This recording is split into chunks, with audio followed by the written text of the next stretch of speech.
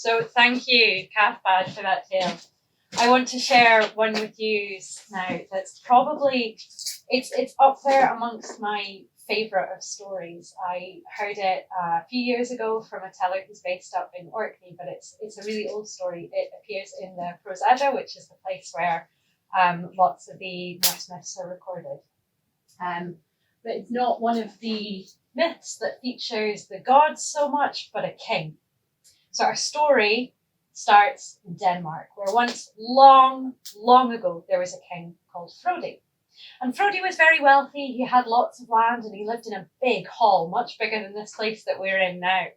And one day, one of the workers on his land was out digging the fields and they found something rather strange. It was a stone. But not just any kind of stone, it was a quern stone. I don't know if we've got any quern stones here around the fire. Saddle quern. But this was one of the rotary quern stones. So they found this quern stone, and you might think, well, finding a quern stone is a bit unusual, but not all that strange. But it wasn't just any quern stone. It was enormous. It was so big that a person couldn't lift it. A person couldn't turn it. They brought it inside. Frodi put it at the back of his hall. He always looked at it and wondered, well, who in the world would be big enough and strong enough to turn this quern stone? His strongest warriors couldn't turn it. Whole horses hooked up to it, they couldn't turn it either.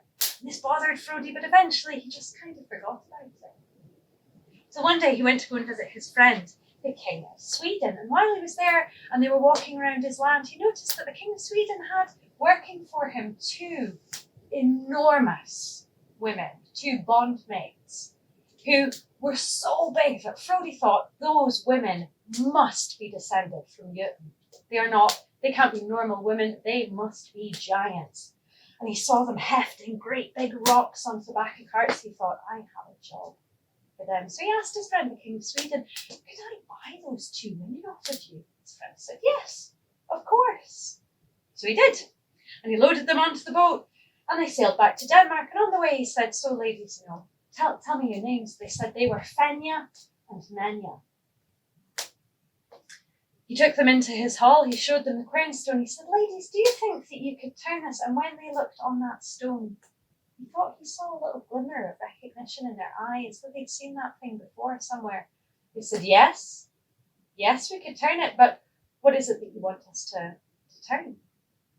He said, I don't think I understand. They said, well, that stone does not just grind flour. That stone will grind anything that you could possibly want in the whole world. Ho, thought Frodi. Now, if you had a magical quern stone that would grind out absolutely anything, what would you ask for?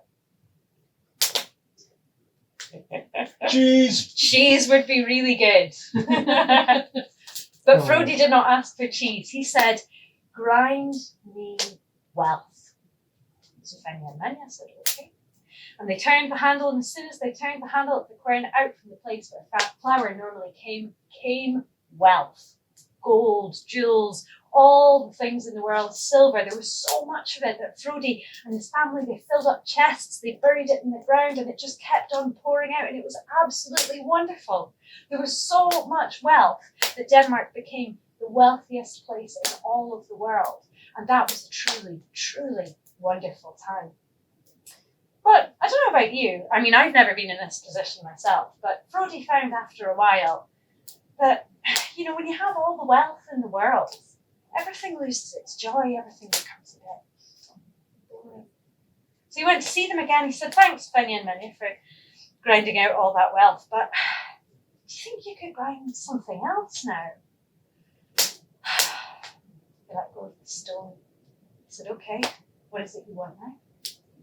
He said, grind me peace, joy, contentment. They said, okay. And as soon as they started turning that handle out from the place where flour normally came peace. But what does peace look like? Don't know. Well, just imagine what it might have looked like as it filled up that hall. And then when the hall was full of it, and there was so much in that place, it started flowing out of the door and into the streets. All through that village it went. And when the whole of the village was filled with peace, it overflowed. And it filled all of Denmark, and when all of Denmark was full of peace, it overflowed and it filled up the entire world. In fact, that year, there was so much peace everywhere in the whole of the world that year is now known to this day as the time of Frodi's peace. And that was a truly wonderful time. There was no crime, there was no hate, there was no, everyone just lived in contentment, joy, and happiness. But, as is the way with these stories, good things don't always last. So, one day, Frodi went to go and see Fenja and Menja again, just to, see how they were doing. He was like, "Hi, ladies, how are you? Thanks for grounding all that peace and all that wealth. That's been rather brilliant. We've been at this for 2 years now. Do you need anything?" "Yes," they said. "Actually, we could do with a break.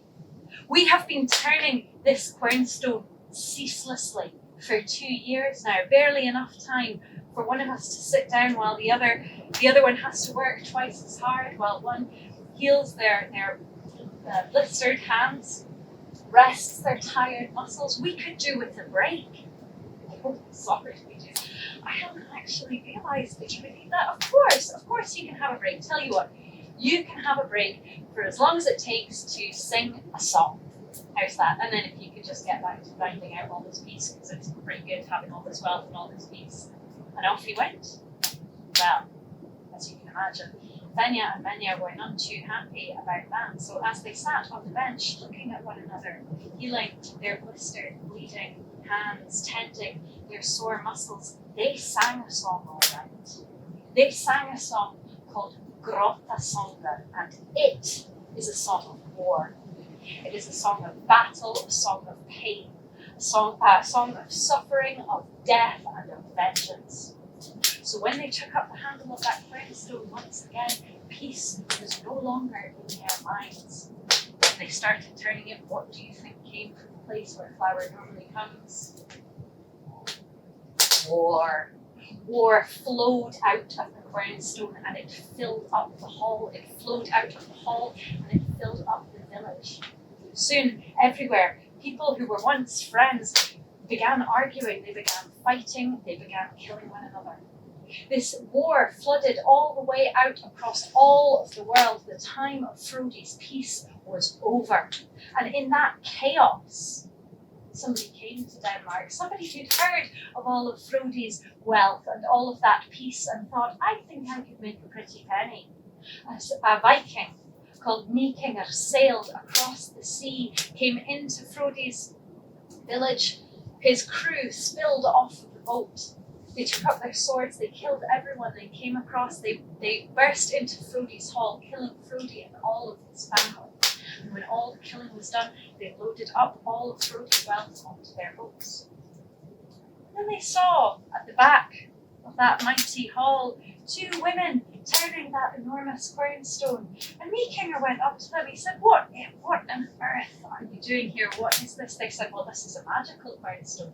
He said, "I think I'll be having that as well then." And he loaded that onto his boat too, along with Fenja and Menja. And they sailed away. They sailed away from Denmark up the North Sea, past the coast of Scotland. And Vikinger said, "Okay, ladies, tell me, how does this thing work?" They said, "Well, you just ask for anything that you want. We turn it and we grind it. It comes out of the place where the flour normally comes." He goes, "Okay, well, I have all the wealth I could possibly need. I took it from Frodi. What else might be useful? Do you know what's really useful? Salt. You use salt to preserve your food. It's worth quite a lot of money. You can trade it. Yeah, grind me salt." I said, "Okay." As soon as they started turning the handle, out from the place where flour normally comes came salt. Salt. Barrel loads of salt. So much salt started piling up on the deck of the ship. While Vikinger just laughed at this wonderful new toy that he said, and he said, more, grind me more." So they did. They just kept grinding it till the pile of salt on the deck of the ship grew so big and so heavy that what do you think happened? It sank below the sea. All of Vikinger's crew perished. They drowned. As the ship And all of Grótti's wealth and the quernstone sank down to the bottom of the sea, but there were two on that boat who did not die, Fenja and Lenja. And because nobody ever told them to stop turning that quernstone, they are there to this day, down at the bottom of the sea in the Pentland Firth, between the north coast of Scotland and the Orkney, where they're turning that quernstone still. And if you don't believe me, you can go to that place where you can see there's a massive whirlpool that's created called the swelter. It's created by the water going into the hole in the centre of the quernstone. And that is why the sea is salty.